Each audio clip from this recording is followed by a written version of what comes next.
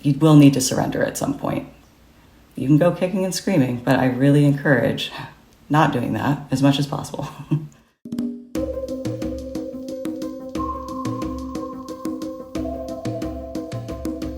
We love to be in control. We love to know what's going to happen, how long it will last, and what effect it will have on us. But what if, like a tree in the wind, flexibility and surrender are our greatest tools? What if discomfort can be our friend?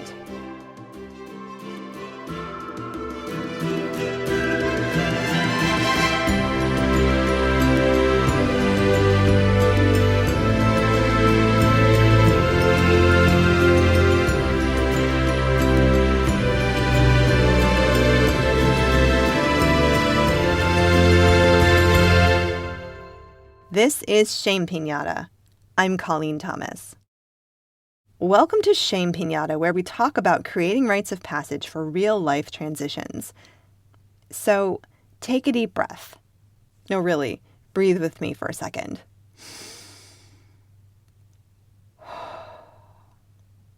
Today we are joined by my friend and teacher, Irisanya, and we're going to delve into the less controllable parts of life. So if you didn't breathe just now, breathe with me now.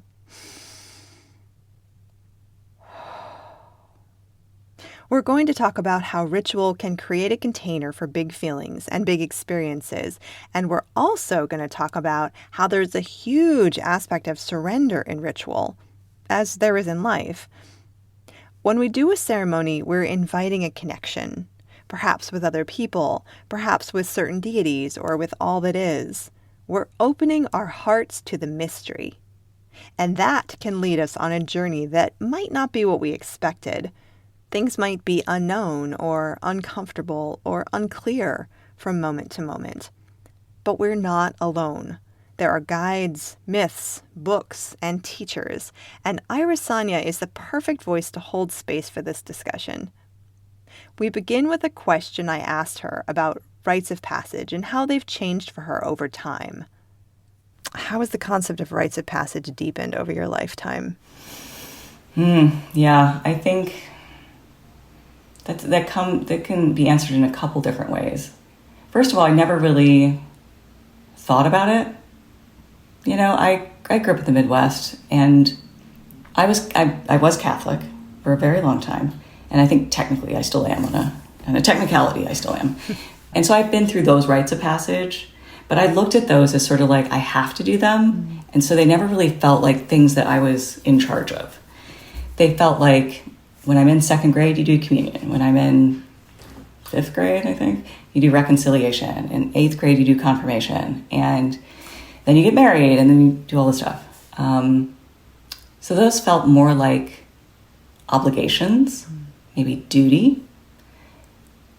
As I stepped away from the church and moved into witchcraft, rites of passage was a class that I took. Right. It was... I took that too. Right. Right, exactly. It was one of the classes that I took. And so I was like, oh, okay, this is interesting. And I think it was the second class in reclaiming that I took. At that point, I hadn't really met a lot of big situations that I felt were worthy of a rite of passage, I think. Mm-hmm.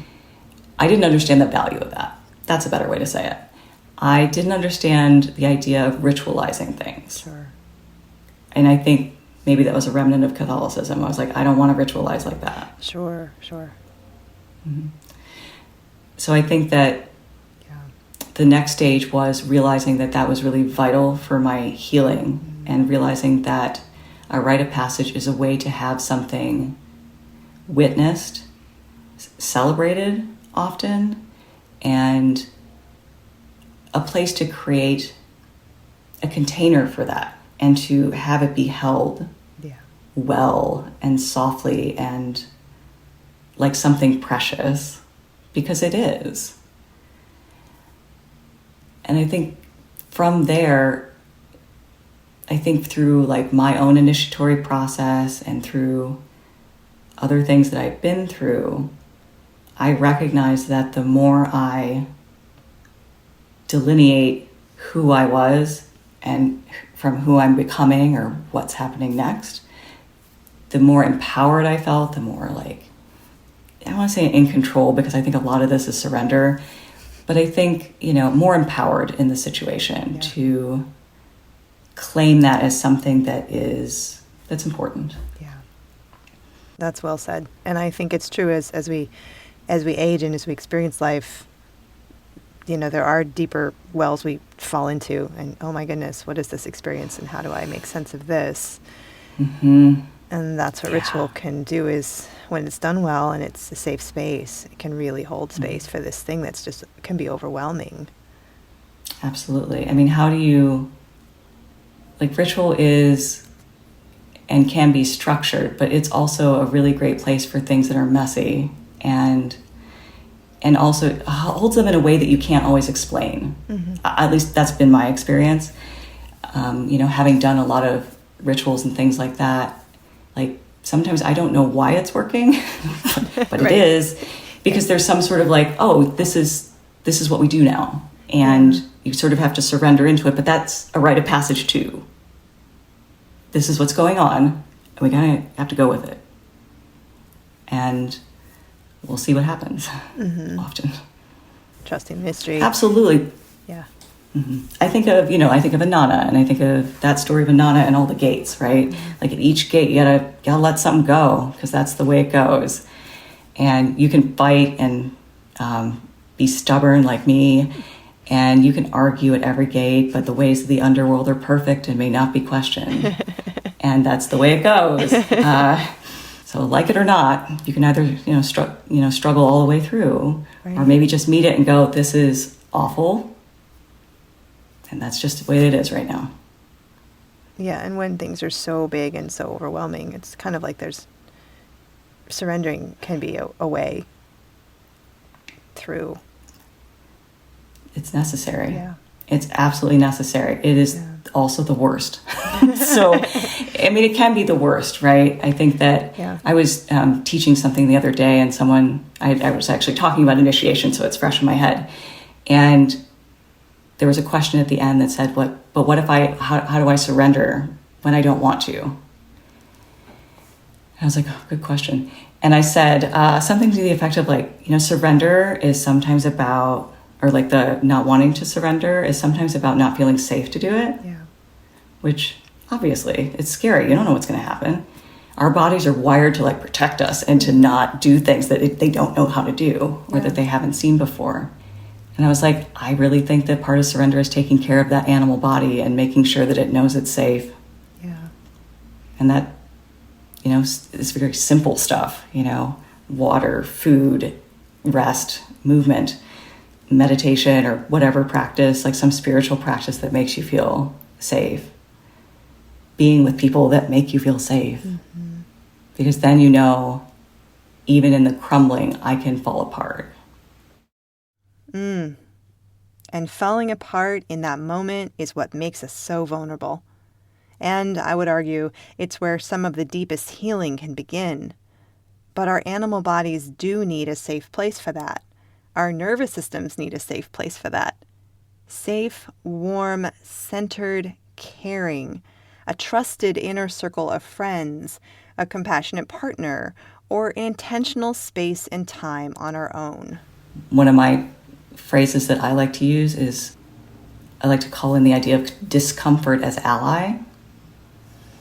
Discomfort teaches us something and tells us that it's something new. Mm-hmm. So if we can look at it as an ally, maybe it becomes a collaboration versus a fight.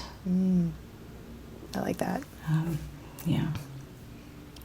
And that applies to a whole bunch of things, discomfort as ally. So how you deal with your various internalized oppressive thinking, whether you're dealing with and working towards becoming more anti-racist, how do I sit with discomfort as an ally, not as something I did wrong, but something I could learn from.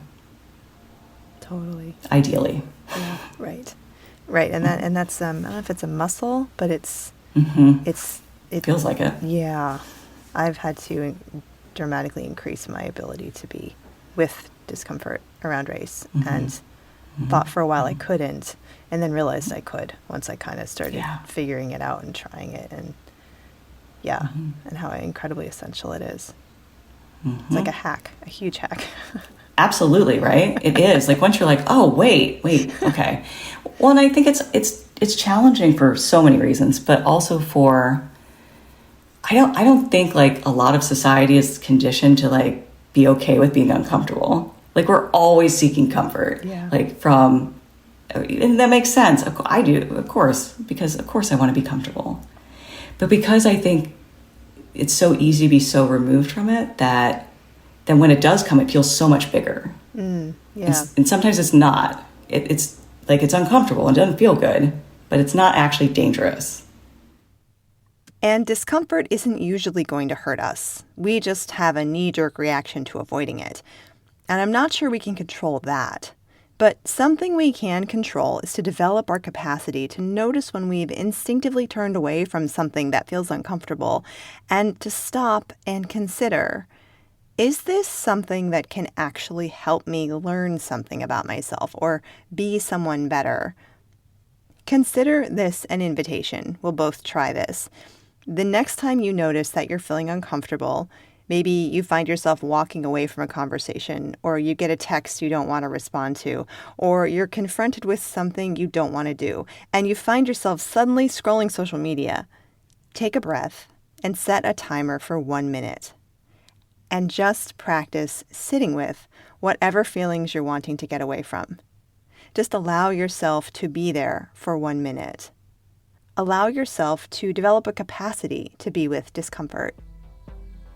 And then when you're done, do a little dance because you are a rock star.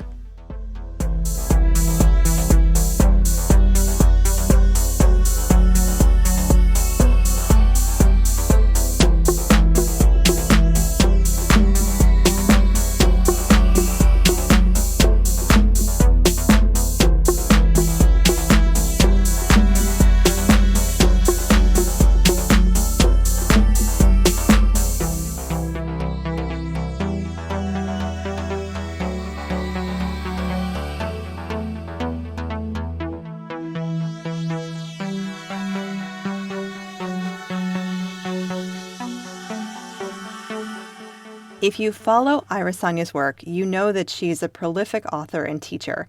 In fact, she will be launching a year-long Aphrodite immersion in 2024, as well as the Heart Magic Mystery School. And one of the reasons I'm so happy to have her with us here today is to hear about her latest book, Pagan Portals, Norns, Weavers of Fate and Magic. The Norns are the Weird Sisters, and so it is Erd, Verdandi, and Skuld. And they are not quite, but we're going to use this because it's simpler, is, was, and shall be. They are the ones that spin the threads and then weave the string and then also cut it when it's the end of a life. They're the ones who are in charge of that whole thing. In Norse mythology, there are thoughts about, all of our lives are predetermined. And that is not a fun thing to say in this culture. Like, I want to know that I am in charge of this life that I have in front of me. Right. And it's not like everybody thinks the same way, but if we were to carry that, it is, yes, everything's determined. And how can I meet what my life brings to me? Yes, everything might be predetermined, and all of us have a piece of this web. And how we interact does actually shift things. So I love to write it. I love to do magic with the Norns because it reminds me not only of this interconnectedness and this idea of not being alone in this. Yeah. And that we are all connected in some way. But it also reminds me that since time is not really linear, it's sort of happening all at the same time. Right.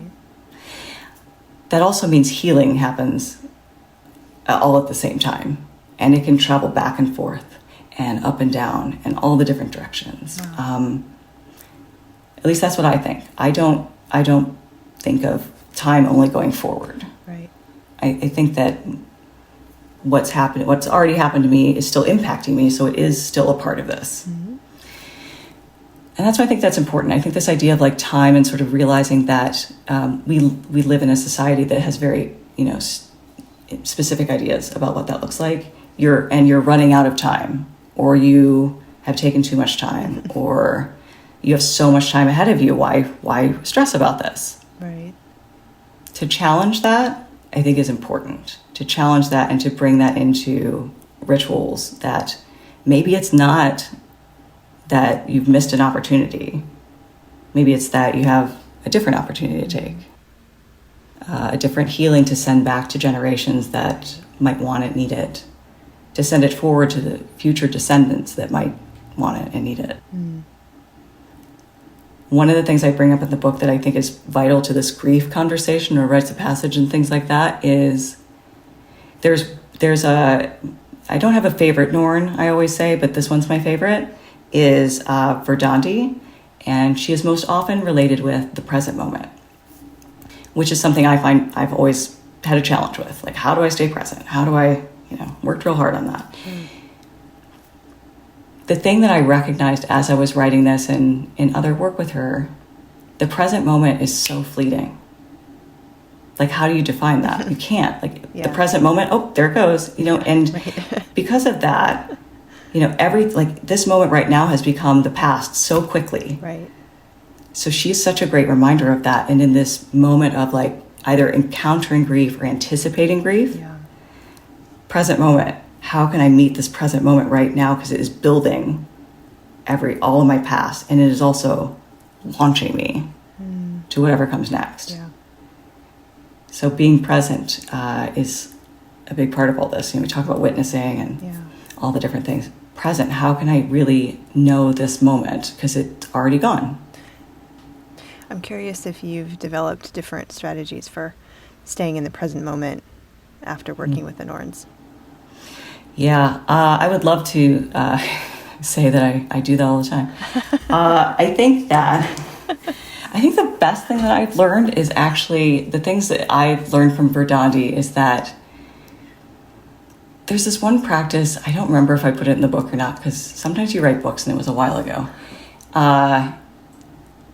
Like looking into a mirror is a really good present moment practice. Where are you at right now? Without looking away, without maybe examining how things could be different. I think that is a practice I turn to and actually often turn away from, because someone's going to listen to this and go, I've heard you spout off about mirror work. I have. It's confronting. It's confronting to be in the moment because it is not only like looking at yourself in a mirror, but it's also like, I'm in a moment where I could do something.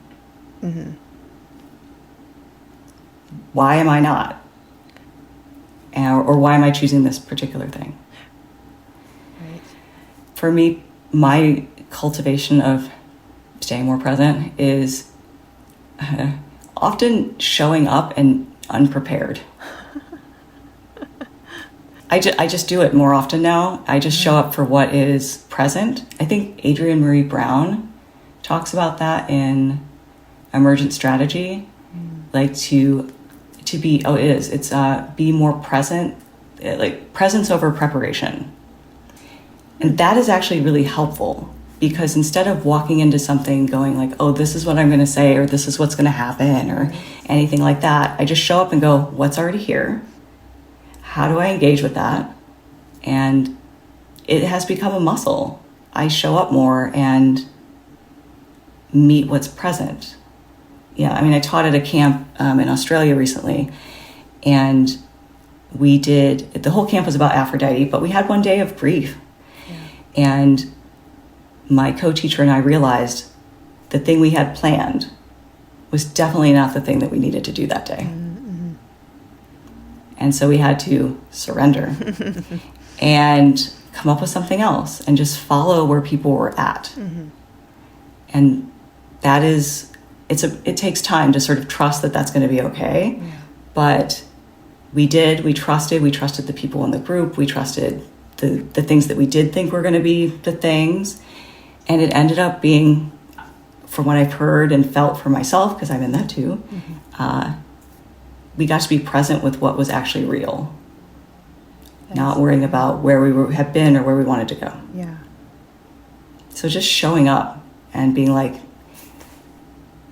what I have to offer doesn't have to be perfect, but I want to be here, and I want to hear you. Yeah. I want to hear me. Yeah. It just takes a lot of risk and a lot of doing it over and over until it feels like, I can trust myself in that moment. Yeah, I feel like that's a marker of somebody who is more confident. When I think about like in the business world, people who show up like really prepared, or it's kind of like, it's good to be prepared, but then also there are people who show up and they're just like, okay, I'm here. What's going on today? And that sort of happens at like the higher level. It's the underlings that are done all the homework because, the way the work's structured and everything, like in a business setting. But like, yeah, it's like, I love to see a woman who just walks in and she's just like, okay, I got a sense of it, and now where are we? And like, let's go with this, and together we're going to work with this thing, and yeah, there's a confidence there. That's also trusting, like, where it's not just trusting yourself, it's trusting everyone around you. Yeah. And I think that trusting that everyone will show up in the way that they can, because you can't expect anything, perfect to be perfect or the way that you want necessarily. I have many stories about that. But it is about trusting that you are in the space where something is going to happen, that something will emerge. And the other thing that Adrienne Marie Brown says, moving at the speed of trust is a way to, it also helps people come together more easily and to meet these moments where it is possibly confusing and something needs to change because some death, destruction, whatever, this is a moment where what you planned doesn't make sense. And to do what you did plan would not be the thing. Yeah. There's no perfection in any of this. No. There's only arriving. Exactly. So how are you in terms of preparing versus just showing up and being in the flow? I'm guessing you're probably, like most people, a balance between the two. And how is surrender your friend? And how is discomfort your ally?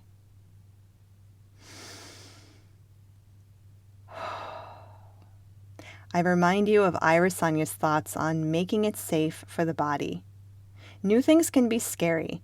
Discomfort can feel awful, but there are always ways to calm our bodies and our hearts, and hopefully friends to have by our side on the journey. Irisanya will be back next time to speak with us on the discomfort of grief and how to keep moving forward year after a particularly meaningful loss. Irisanya Moon is an author, witch, priestess, teacher, and initiate in the reclaiming tradition. She is passionate about the idea that life is and we are a love spell, a dance of desires and connection, a moving in and out of the heart, always returning to love. Irisanya cultivates spaces of radical acceptance to foster trust and liberation, to remind people they are not alone. Our music is by Terry Hughes. Find us on IG and Twitter at Shame Piñata. Reach us through our website, shamepiñata.com, and subscribe to the show on your favorite player. Also be sure to check out our second show, Daily Magic for Peace, supporting you as you support Ukraine. I'm Colleen Thomas. Thanks for listening.